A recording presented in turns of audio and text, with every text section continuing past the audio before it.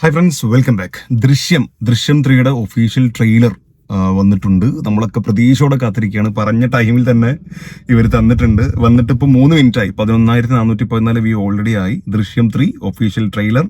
Mohanlal, Jeethu Joseph, Meena May 21 world wide release എന്നും കൊടുത്തിട്ടുണ്ട്. So നമുക്ക് കണ്ടുനോക്കാം എങ്ങനെയുണ്ട് ട്രെയിലർ എന്നുള്ളത്. വളരെ പ്രതീക്ഷയോടെ കാത്തിരിക്കുന്ന സിനിമയാണ്. 2.6 സെക്കൻഡാണ് ഈ സിനിമ. 2 മിനിറ്റും 6 സെക്കൻഡും ഇതിന്റെ ട്രെയിലർ. സോ കണ്ടോക്കാം ഇങ്ങനെ ഉണ്ടാവും എന്നുള്ളത്. Ready? Use headphone. Sorry, headphone ഇല്ല. എല്ലാവരും ഒരു റിയാലിറ്റി അക്സെപ്റ്റ് ചെയ്യണം. പോലീസിനും ഈ സൊസൈറ്റിയിലെ നല്ലൊരു ശതമാനം ആളുകൾക്കും ഈ കേസിന്റെ സത്യാവസ്ഥ എന്താണെന്ന് നന്നായിട്ട് അറിയാം.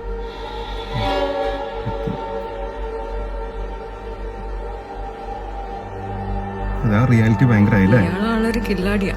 ചുമ്മാതാണോ പോലീസുകാർ പോലും ചൊല്ലു പറഞ്ഞത്? ആൾക്കാരൊക്കെ വരുന്നുണ്ട്. ജോർജ് കുട്ടി തന്നെയല്ലേ പറഞ്ഞത് പ്രശ്നങ്ങളൊക്കെ തീർന്നു, ഇനി പേടിക്കാനൊന്നുമില്ലെന്ന്.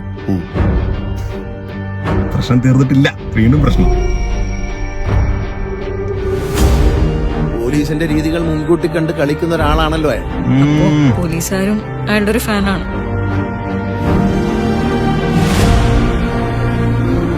പിന്നെ ജോർജ് കുട്ടി ആളൊരു കുറുക്കനാണ്. എല്ലാവരും നെവർ സോ.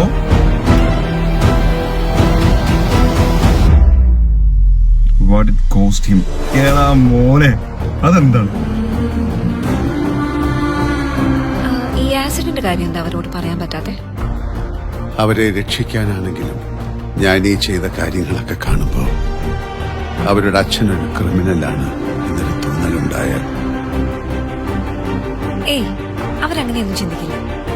ഞാൻ തന്നെ അങ്ങനെ ചിന്തിച്ചു തുടങ്ങി. പിന്നെ ഏടാ, സർ, ഇപ്പോഴല്ല നമ്മുടെ പ്രസക്തി.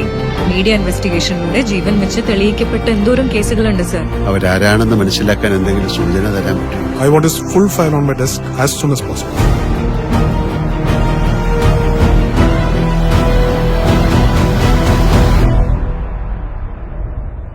ഇനി അങ്ങനെയൊന്നും ചിന്തിക്കണ്ട, എല്ലാം കഴിഞ്ഞില്ലേ?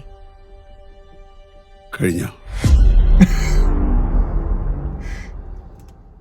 ഏടാ, ഇത് വൻ ട്രെയിലർ ആയിട്ടോ. ഞാൻ പറയുന്നത് പ്രത്യേകിച്ച് ഒന്നുമല്ല. നമ്മൾ ഈ 1ലും 2ലും കണ്ടിട്ടുള്ള പോലെ ജോർജ് കുട്ടിയുടെ ആ ഒരു വല്ലാത്തൊരു സംഘർഷം ഉണ്ടല്ലോ.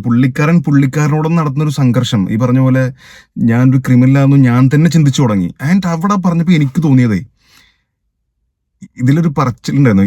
ഈ ചെറിയ പെൺകുട്ടി പോലീസിനോട് പറയുന്നില്ല, അത് എസ്തറിന്റെ ക്യാരക്ടറാണ് പറയുന്നത്. അത് പറഞ്ഞ പോലെ ഫാമിലിയിൽ ആരെങ്കിലും ഇപ്പൊ മക്കൾ ഞാൻ ക്രിമിനൽ, അച്ഛൻ ഒരു ക്രിമിനലാണെന്ന് ചിന്തിച്ച് തുടങ്ങുമെന്ന് പറഞ്ഞാൽ ആ ഒരു ചിന്ത വരുന്നുണ്ടോ?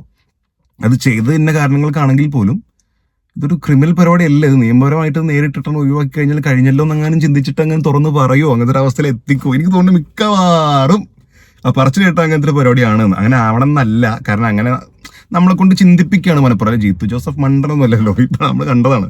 അപ്പൊ ഇവര് മനഃപൂർവ്വം ചിന്തിക്കണം. ആ ഒരു സംഭവം എയറിലുണ്ടല്ലോ, ഒരു പറച്ചില് മക്കളിൽ ആരെങ്കിലും തുറന്നു പറയും, ജോലി പിടിക്കപ്പെടും. അപ്പൊ ആ ഒരു സംഭവത്തിനെ ന്യായീകരിക്കുന്ന പോലെ അങ്ങനെ നടക്കടാ എന്ന് നമ്മളെ കൂടെ തോന്നിപ്പിക്കുകയാണെന്നാണ് ഞാൻ മനസ്സിലാക്കുന്നത്. ബട്ട് അങ്ങനെ എന്തോ ഒരു സംഭവത്തിൽ വരുത്തുന്നുണ്ട് എന്നുള്ളതിൽ ഒരു ഡൗട്ടും ഇല്ല.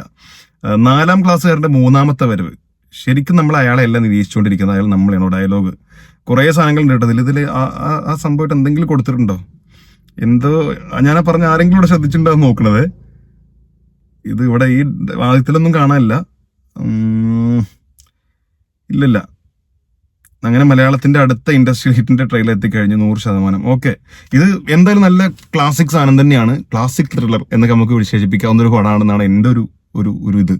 എന്നാലും എനിക്ക് തോന്നുന്നു ഇപ്രാവശ്യം പൊതുവെ 1ലും 2ലും കണ്ട പോലെ അല്ല. പുള്ളിക്കാരൻ പറഞ്ഞല്ലോ അത് ജീത്തു ജോസഫ് പറഞ്ഞു, ഇതൊരു പക്ക ഫാമിലി ഇമോഷണൽ ഡ്രാമ. അത് ഒരിക്കലും അല്ല. അത് ഇത് കണ്ടാൽ തന്നെ അറിയാം.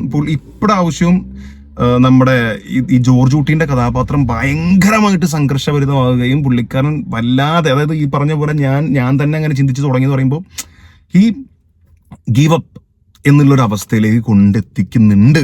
ബട്ട് അതും പുള്ളിക്കാരൻ്റെ ഒരു ഐഡിയ ആയിരിക്കാം ഒരു പക്ഷേ.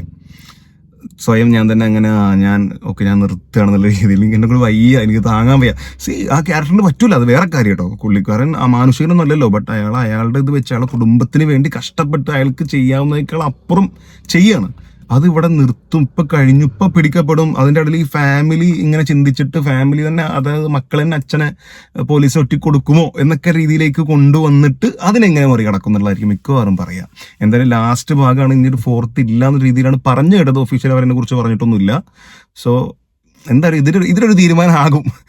എന്തായാലും നല്ല ട്രെയിലറാണ്. ഇങ്ങനെയാണ് ട്രെയിലർ കൊടുക്കേണ്ടത്. ഒരുപാട് ചോദ്യങ്ങൾ ചോദിക്കാവുന്ന, ഒരുപാട് കൺഫ്യൂഷൻസ് ഉണ്ടാക്കാവുന്ന, എന്തൊക്കെയാണ് ജനങ്ങൾ അല്ലെങ്കിൽ പ്രേക്ഷകർ ചിന്തിക്കുന്നത്, അവരെന്തൊക്കെയാണ് അവരുടെ കാഴ്ചപ്പാട് എന്നൊക്കെ മനസ്സിലാക്കി തന്ന ഒരു ട്രെയിലർ.